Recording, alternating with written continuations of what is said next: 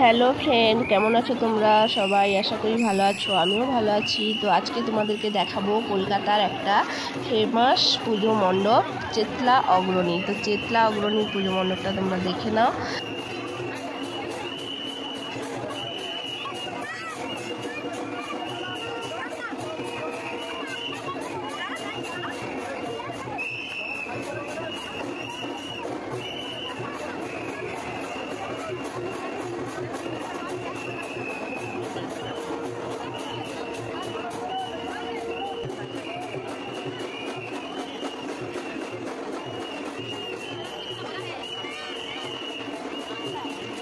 এতক্ষণ তোমরা প্যান্ডেলের বাইরেটা দেখছিলে, এবার প্যান্ডেলের ভেতরটা দেখবে।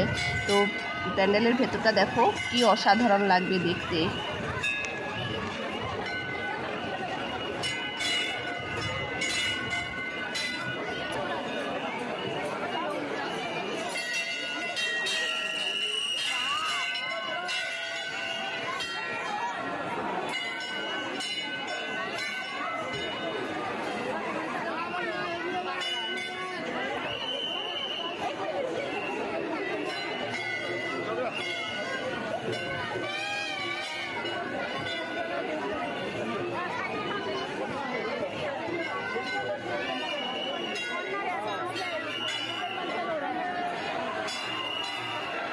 তো কেমন লাগলো তোমাদের অবশ্যই কমেন্ট করে জানাবে।